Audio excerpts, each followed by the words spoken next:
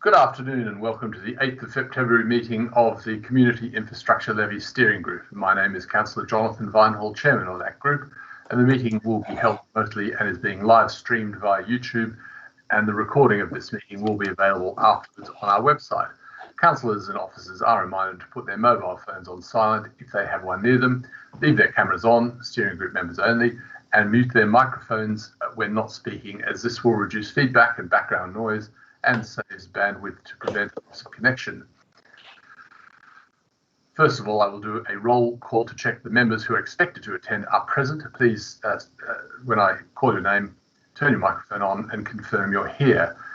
Members of the steering group, Councillor Christine Bayliss. Present. Yeah, thank you. Councillor Dixon. Present. Councillor Oliver. Present. Councillor Prochak. Present. Officers joining us today are Tim Hickling, Head of Service Strategy and Planning, Nicola Waters and Scott Lavakar. Democratic Service Officer today is Julie Holland, and we have a number of other members who are present at the meeting today. We have Councillor Maylie, Councillor Polly Gray, Councillor Brian Drayson, Councillor Paul Cortell, Councillor Hazel Tempe, Councillor Kathy Harmer, and Councillor Andrew Mear. I don't think I've forgotten anyone, have I? Please say so if I have. We'll be making decisions today by named vote. Those members who wish to speak, please indicate by typing your surname only into the chat facility. Julie, do we have any apologies? I don't believe so. No, we've got none, Chairman. Do we have any declarations of interest? No. Are there any matters arising from the previous minutes? And can I have authorisation to sign those minutes when the time is available to do so? Moved. Thank you very much.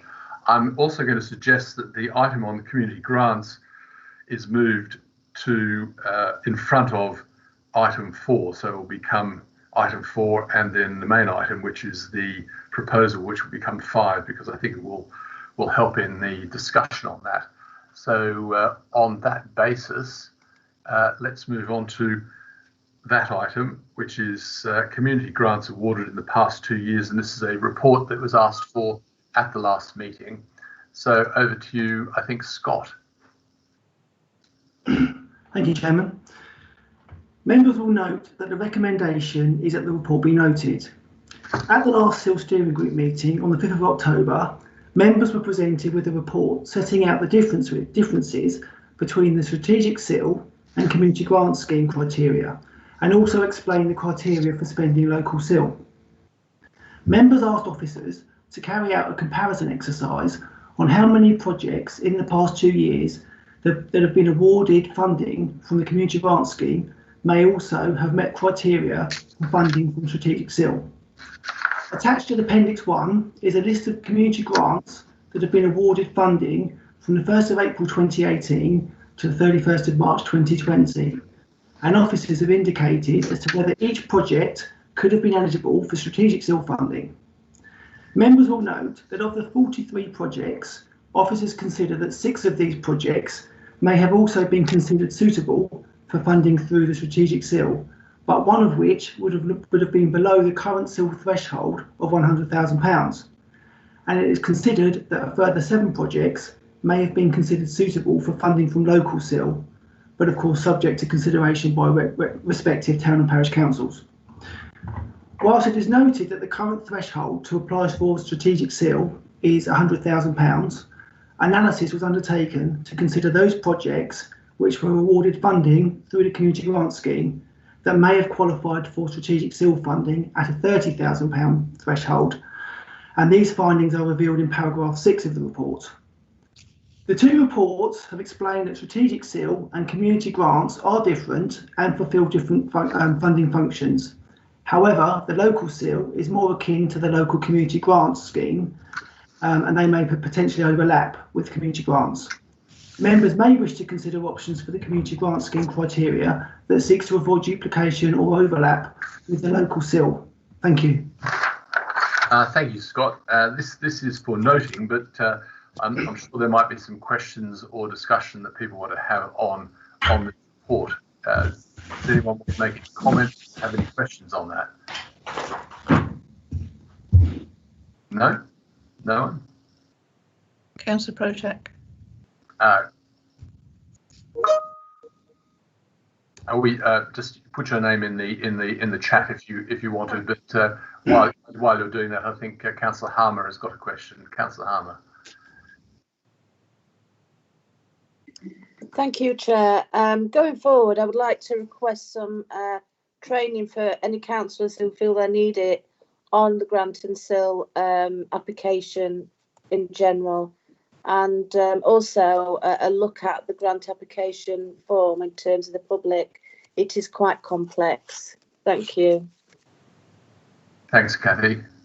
I think that will sort of form part of the community grants, but I believe there will be some discussion afterwards in the next section about how we provide some training and background on the SIL, and the officers will cover that.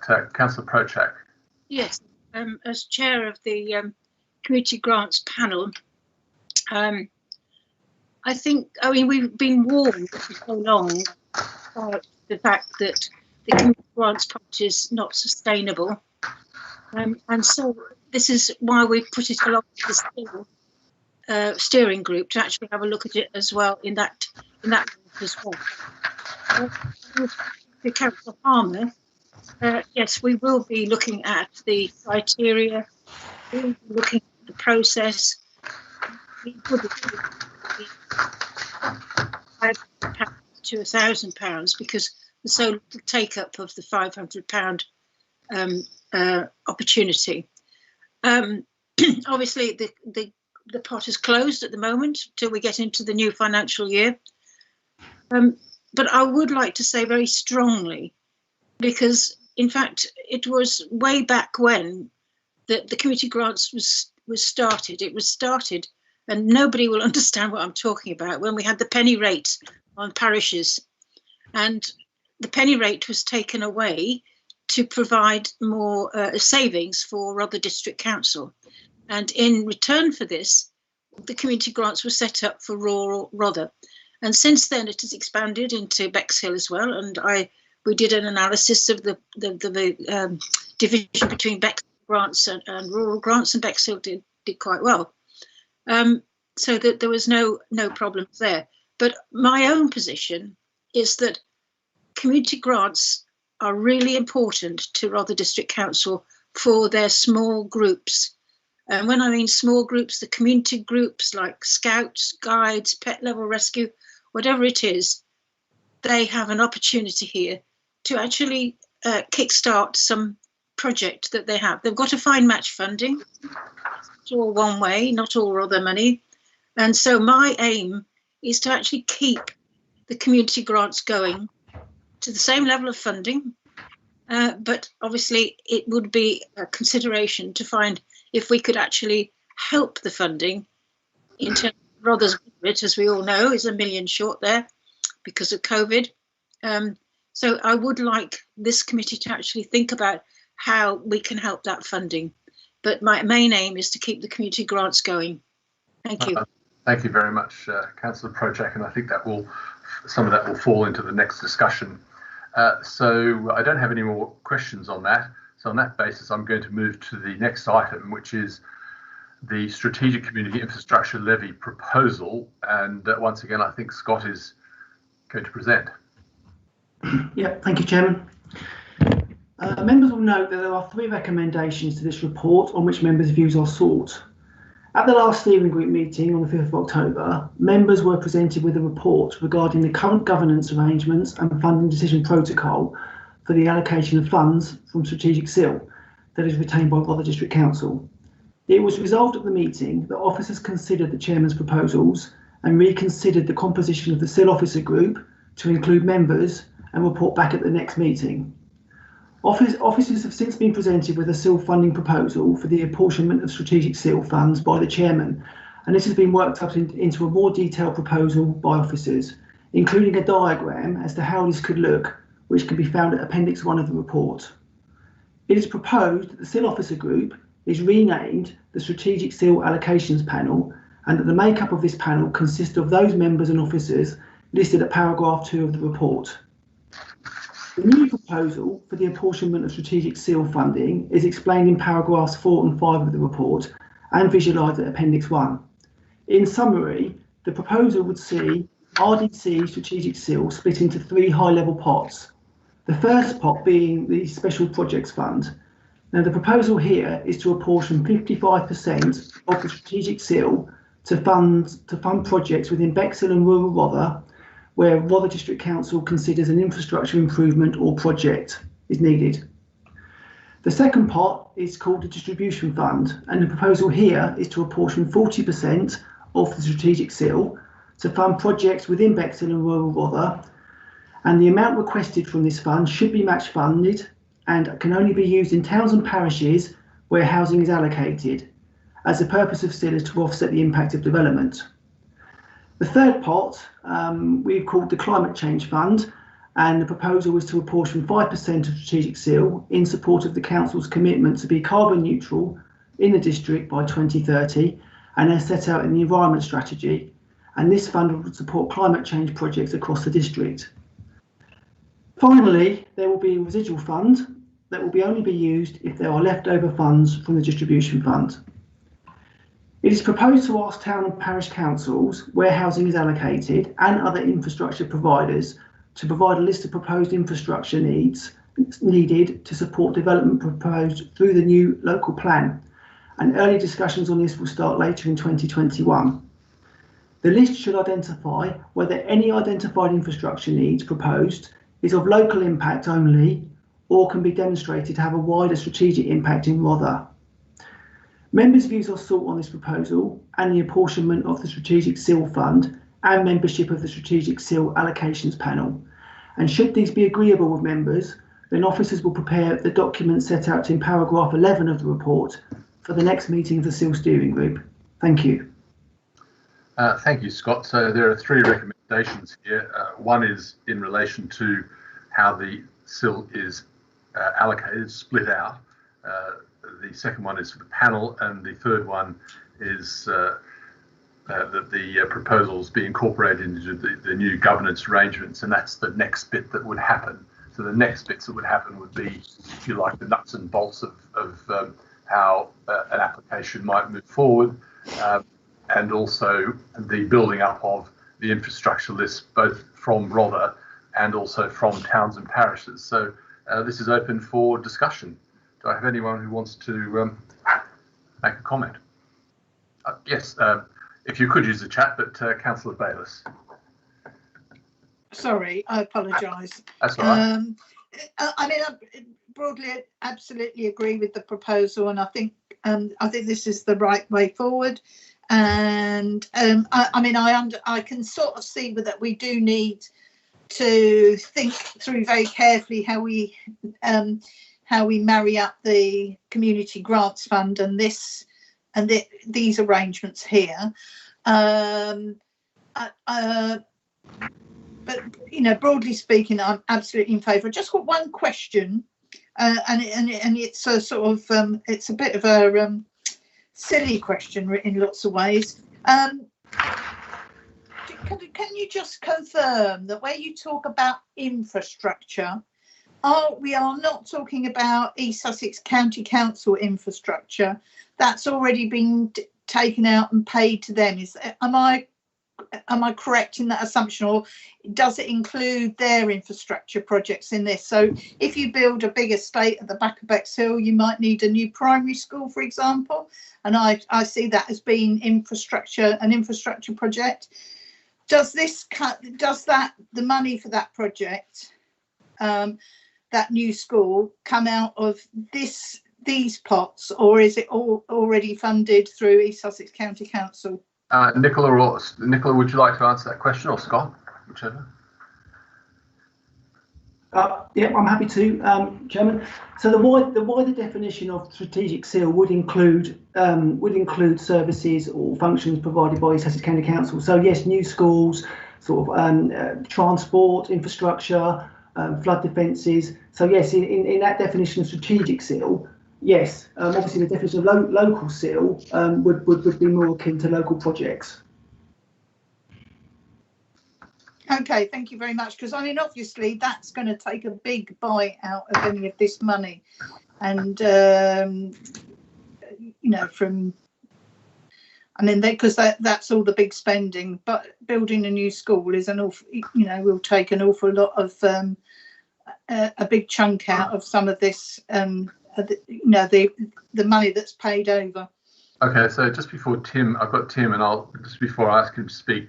In paragraph 10, it sets out the sort of the priorities that are proposed, and they would be long-term maintenance and repair of other owned assets. In other words, fix what we've got before we build new things, new infrastructure to support development, and projects with outside organisations where the projects are jointly funded deliver a direct benefit and can be demonstrated to offset the impact of development, to make rather more accessible or to promote economic growth or to protect our environment.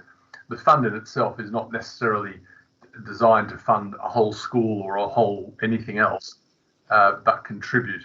For example, I think there is funds being allocated already to part of the road in Bexhill, and that's not the full cost of that. That's part of it. But if the county council wanted funding for something which wasn't going to necessarily, we didn't see the benefit of, then we would have a view of that. They don't. You know, we control the fund effectively, so I think it doesn't automatically go to those things. And one would hope that the building of some of those facilities might come through Section 106s as well. Tim, did you want to contribute to that? Yes, Councillor Vine, I'll just pick up that very last point actually, not wishing to complicate matters, but if you're talking specifically about North East Bexhill, where there is a primary school planned for, that's actually going to be delivered financially through 106 contributions rather than SIL, for two reasons. One, it was pre-SIL, and secondly, it's on-site infrastructure, so that's delivered through 106 contributions. So if you have on-site infrastructure on a planning application site, the mechanism is 106 rather than SIL. Thank you. Thank you very much. Thank you. I have Councillor Prochak. Yeah, I find this whole thing is quite difficult to get one's head around, all this, the different pots of money. But as an example, the Landgate in Rye, that is, I understand, I've been told, is desperately needing some kind of work done to it, structural work. We own the Landgate. Rye has got a made neighbourhood plan, so they'll get 25% SIL. So how would that work? It would just be rather strategic, would it? I'm not sure what the Landgate is, I have to admit. Oh, that beautiful archway into Oh, the Landgate. I know what you mean. Yes, sorry, I do. The entrance archway. Well, there's a good question, one that would need to be discussed as it came up. If it's owned by Rother, it's a Rother asset, and I would imagine that the Battle Town probably wouldn't want to contribute to that. I don't know. They might do. Depends on what their priority was and what ours was, but it would be something which would be naturally fall under the special funds project, as opposed to that specifically related to development, which is the distribution fund. I don't know. What would your opinion be on that? These would be things for the allocation panel to really agree. But as a sort of top line thought, as an example, Nicola, would you have any opinion on that? In my view, that would be something when we compile the infrastructure list, that would something that would be considered as part of that, and we can prioritise through the development of that infrastructure list what, score them from high to low priority, and we can make a judgment at that point of how important those kind of things are, and that will help us make decisions, particularly when applications for funding are put forward. But that's why intertwined with all this work, one of the key priorities has got to be the development of that infrastructure list, looking at existing infrastructure and maintenance and repair of that, and new infrastructure to help support development. And in a way, that consideration, it kind of links to the question that Councillor Bayliss made earlier in relation to schools provision. Just wanted to make the point that when we develop our local plan, we have a lot of detailed discussions with East Sussex County Council about school provision going forward. They get an understanding of the amount of development we're planning and where that is planned for, and they interlink that with population projections to work out what school places might be in the long term, so 20 years plus. So it wouldn't be that we would suddenly get a request that we don't know about for a school just come out of the blue. It would be something that we would know about and we'd plan for, and it would be put into the infrastructure list if there was a requirement for one, or we would plan for it by potentially safeguarding an area for that in the future. So yes, the key to all this is the infrastructure list. I think absolutely, as Nicola says, the key is the word, is prioritisation. So until you see and try and lay out as many of the projects as you know are going to come forward, you can't decide which is the most important. And I think it was always recognised when the SIL was introduced that the SIL would still not be enough to cover the costs of all the infrastructure that might be required. Councillor Oliver. Yeah, thank you, Jonathan. I'm sure this has been covered off previously, forgive me, but can I be reminded as to when these SIL payments are paid away? Is there a time frame that they then need to be used by? Nicola. There's a requirement when the monies are paid to a parish or town council that money should be spent within 5 years, and that if it isn't, us as the charging authority could make a request to get that money back. I don't believe that as a charging authority, in terms of the strategic seal, we are quite bound by the same requirements, because in theory we could be, I'm not saying that we are, but in theory we could have been planning for a huge piece of vital infrastructure that may take years and years to kind of collect the money for. So I don't think we are bound by the same restrictions, but we can certainly double check that and feed that back to you. Yeah, thank you for that. That's useful to know. I had this 3 years in my mind, but thank you for identifying the 5 years. And as you say, a lot of large projects do take quite a number of years to come forward, don't they? Thank you. I think the reality is I've never heard of a district council taking money back, but as long as a town or parish has a plan, then I think there wouldn't even be a suggestion of that. Yeah, Nicola, I think you had your hand up before. Actually, did you want to say something else? I did. That was in relation to the schools point I just made earlier. I just wanted to say about the long-term planning for schools provision. All right. Okay. I don't have any more questions or comments. Are there any non-steering group members that wanted to ask a question or comment? No? Well, that's quite good. So we have one. Yes, Councillor Prochak. Yeah. Here we are. What I wanted to mention, and you probably say it's maybe not the meeting to mention it, but at our meeting, because I'm cabinet member for rural areas, and the last meeting we had with it was actually with Doug, leader of the council, and Malcolm. We talked about reintroducing the conference that we used to have with our parishes. Now, this is a really important message to get out to parishes. I mean, it's, as I say, it's not straightforward, and it does need some explaining. But could we, at some point, commit ourselves to giving this as a part of a planning conference, preferably sometime this year, to our parishes? Nicola, would you cover off the next step, of which that is one I know that you've already had some thoughts and discussions on? Sure. So as part of this work, we do propose to ask parish and town councils where housing is allocated and other infrastructure providers talk about the infrastructure requirements needed to support also the current local plan and the new one going forward, and we will do that later on in 2021. But I understand that SIL can be a bit of an enigma to lots of people, so we are planning to run some workshops going forward, because we will need to have an understanding between the district and parish and town councils about what infrastructure priorities might be.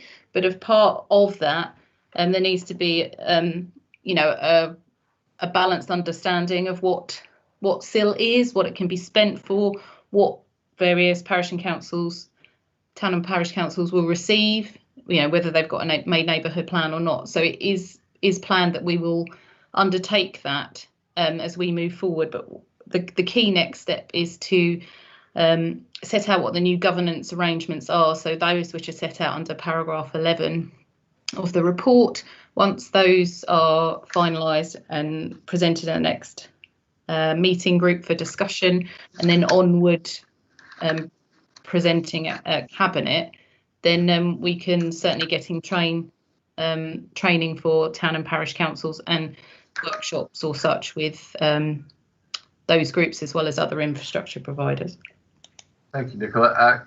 Councillor Dixon. Thank you, Chairman. I was going to bring this up under any other business, but as it's come up now, I think parish and town councils are a very important cog in this great big wheel that we've got. And I'm, for the limited research that I've done with the few parish councils that I know, the knowledge of what they should be doing with SIL and how SIL really works is a total mystery in a lot of cases. There is the only requirement at the moment is for them to carry out an annual return, which is quite historic when that's filled in anyway.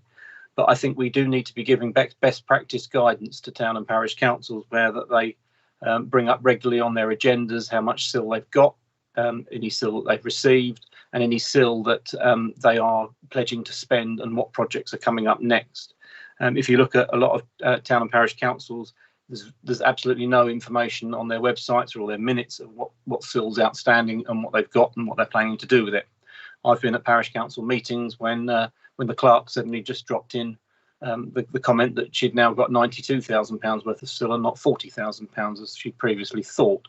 Now, they're sort of big numbers for little parishes, and I think some of the SIL payments that some parishes are going to be getting are going to dwarf their parish precepts. And I think we've got to be very very careful how we can get them to do the best for the communities, but also hand in hand with our community grants.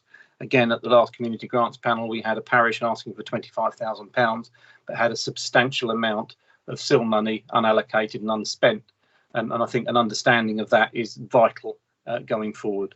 So I'd hope that maybe for the next meeting we can get some guidance for parish councils and maybe a best practice, so that there's transparency for all of the communities out there that know where it's going and what it's planned to be spent on. Thank you, Chairman. Absolutely, you're absolutely correct. And that's the intention. Councillor Oliver. Yeah, thank you again, Jonathan. And I concur with Kevin on that, because I think when we came across SIL back in 2019, when we were looking at the existing facility or the existing scheme in place, there was a little bit of somewhat horrified. It was quite a lot of mystique around it all, mystery. And as a urban councillor, it was very difficult to quite understand how the whole range of SIL moved forward. I think that the work that's been done here by the officers under the lead of the chairman has been absolutely brilliant. It's come forward in a lot of clarity. It's made it really look very, very clear. And I would acknowledge the fact that of working together on this has been an excellent piece of work. So for Nicola, Scott, overlooked by overview from Tim, and with Jonathan's lead, thank you so much for bringing this together. Thank you for those comments, Doug, and totally concur with those. Scott and Nicola particularly have done the hard graft on this, have worked really well. Councillor Dixon. Thank you, Chairman. Can I return to the thorny issue of community grants and the funding of community grants? I mean, we've spoken about this a lot. I was hoping that this strategy would bring out some money for funding community grants, and certainly community grants that have been paid for stuff that is is applicable to SIL, both local and strategic. As you know, we are currently funding community grants from reserves. That's a position that we can't carry on with, and we have to find a solution. Is there any solution in anything we can do here for community grant funding? Nicola, would you like to sort of summarise some of the discussions we had? Because we did discuss this quite a lot over the period of time and up to last week, and the thought processes that you've got and how you want to take that forward. Okay, thank you. Yeah, so lowering the threshold from the £100,000 requirement that it is presently to the 30,000, which is proposed in a report, which my understanding is the maximum community grants scheme funding that an organisation can apply for. That helps. It helps in part with that. It helps. Helps us through this process to prioritise what types of infrastructure should be prioritised for the infrastructure list. We need to bear in mind that a number of the community grant scheme projects which have been funded historically wouldn't meet the criteria for SIL to be spent through, and the analysis on the previous report covers that in quite a bit of detail. The ones which have been highlighted that may have been SIL liable, we can't be definitive on that because we haven't been privy to looking at all those applications, but certainly there may have been some that we could have looked at. We have had some discussions about whether there's merit in reducing the threshold as proposed at 30,000 in the report to lower than what is proposed, so that some schemes that could be funded through community grant could could be funding out of the SIL funding pots as set out in the report. There's a couple of kind of things to highlight about lowering that threshold in terms of concerns. Schemes which have a value of £1,000, there's just a question mark to know whether they might be considered to be strategic SIL. Whether projects of that kind of scale could really be considered to meet the definition of infrastructure, and also if that threshold was lowered considerably, that would obviously be an administrative burden for the planning division to take on board. I'm not raising that as an issue per se, but just if that was something that members were minded to consider going forward, there would be a resourcing implication for that for the planning division. So just to make you aware of that. But we certainly had considered whether there was scope or merit in reducing that threshold, but we didn't propose it as part of that for this. But obviously it's within members' gift if they wish to consider that, lowering that threshold as part of this project.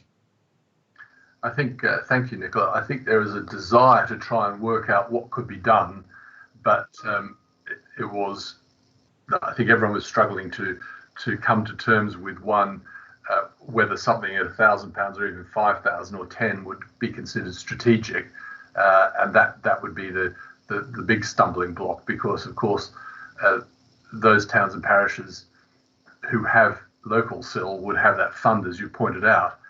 The issue mainly flows over into towns and parishes that don't have any development or community groups, and they're the struggle areas. So it does require just a bit more thought. It's a little frustrating, but I think it's best that we make the right decision than rush at it. That's not that completely satisfying answer, Kevin, but that's the answer for the moment. Can I come back on that? You please do, yeah. I mean, to take away some of the burden of looking at smaller grants would be to just allocate an amount of money to the community grants panel to deal with such grants, and they would deal with the administrative burden of anything under, because we're going to have a gap unless we're not careful. We're only going to be providing large projects. The community grants is currently unfunded, which means its future unless we've got to find money for it to keep it going from somewhere. If that doesn't happen, then we're only going to be doing grants of over £30,000, and that's not acceptable to anyone. I don't think that takes out a whole raft of things that we could do. So I think we need to look at this a bit more. I'd like to see an amount of money from either of the funds going to the Community Grants Fund to start with per year, that would cover off any applications for community grants that are still qualifying. I think you've got time.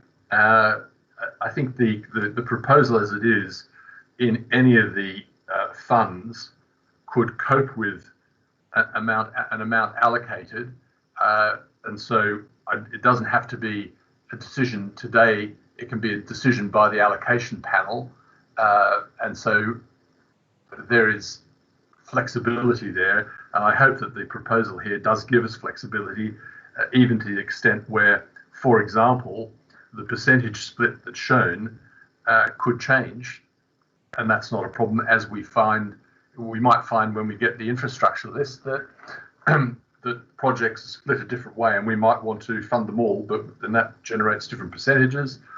Or that, for example, the climate change fund is not enough, and once again, because the special funds cover off the corporate plan and the climate change is within that, then that's covered off there as well.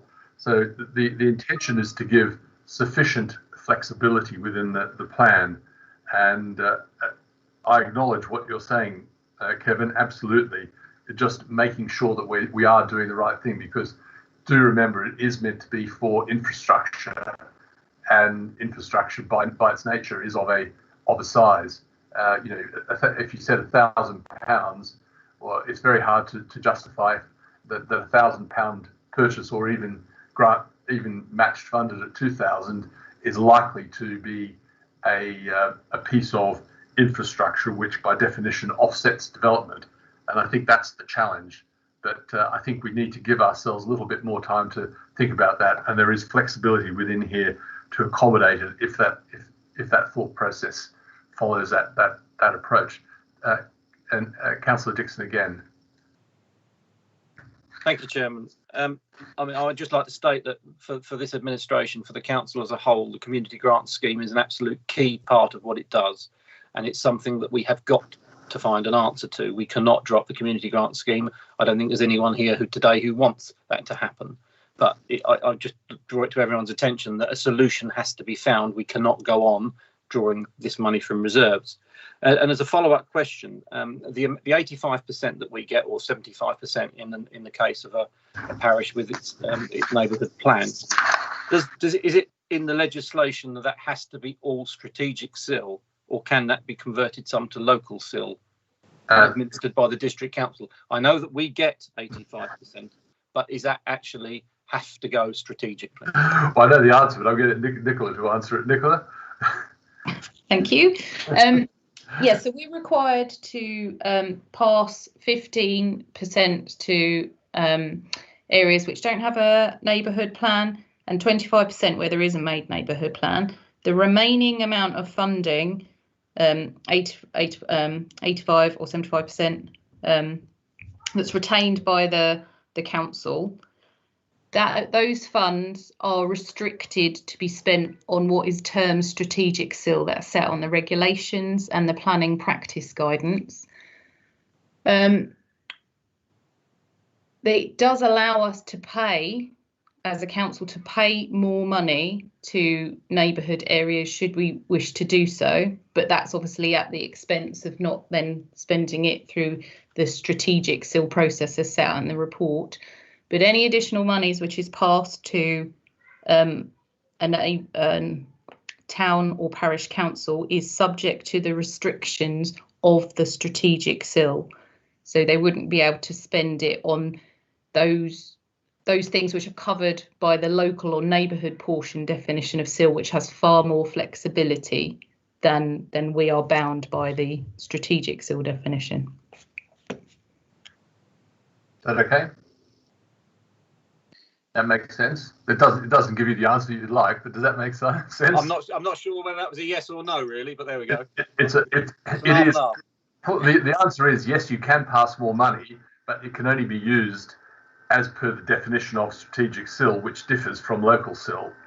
For example, local SIL can contribute towards affordable housing, strategic SIL can't.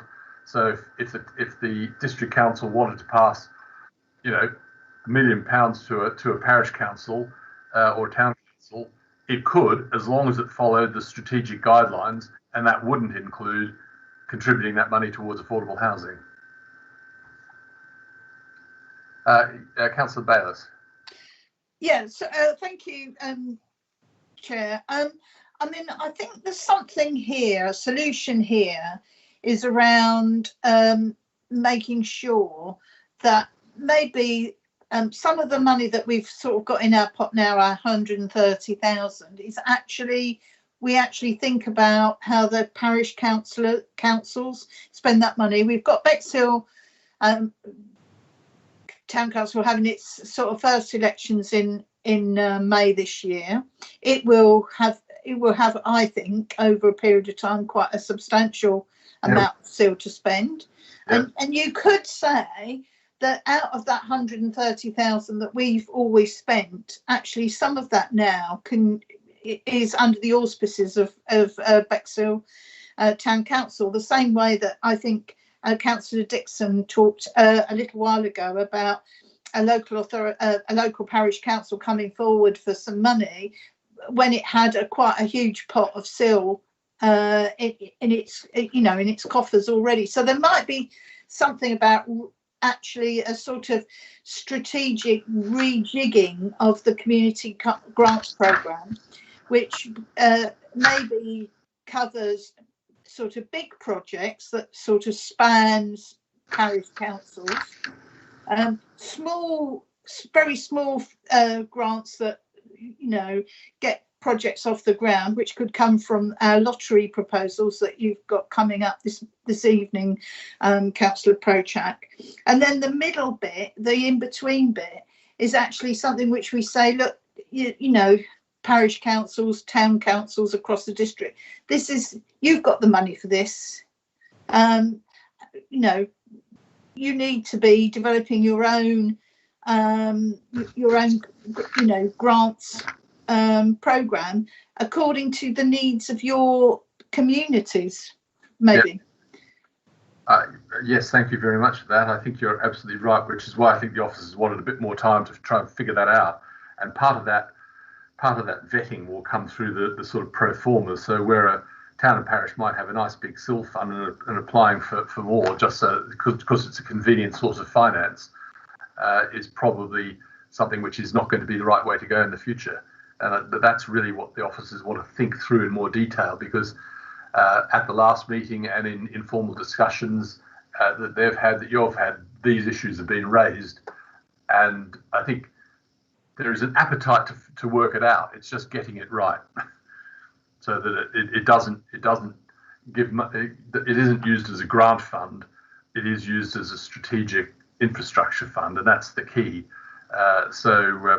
But there is flexibility within the proposal to deal with that, and that's the key. That's the key thing. So it's not a today decision that you need to make, or actually, in fact, can make. So that's the point we're at. Any other comments or questions? Any non-members of the panel want to ask any questions any further? On that basis, as there are no questions, if somebody wants to propose this, we've got 3 recommendations there. Anyone happy to? Yeah, very happy to propose this. And a second. I'll second it. I'll second. Thank you, Julie. If we could take a vote on that. Okay, members, I'll call your names out in alphabetical order. If you can say for, against or abstain. Councillor Bayliss. For. Councillor Dixon. For. Councillor Oliver. For. Councillor Prochak. For. And Councillor Vinehall. For. That's carried, Chair. And that would go, and now this will go, I believe, would this go to the March Cabinet? Is that right? Do you think? Julie? No, Councillor, I think you have to have another meeting first to select officers, put together all the information. Oh, okay. I think they're suggesting another meeting in June, and Okay. then the documents would then go on to Cabinet after that. Okay, oh, yes, that's all right. That's plenty of time to have a discussion. Oh, that's good. So that takes us on to any other business. Is there anything that anyone wants to raise, officers or members? No, that's very good. It's making my life very easy today. Thank you very much. On that basis, I will call an end to the meeting at 14:46. The date of the next meeting is to be agreed approximately June. Thank you very much. Thank you all.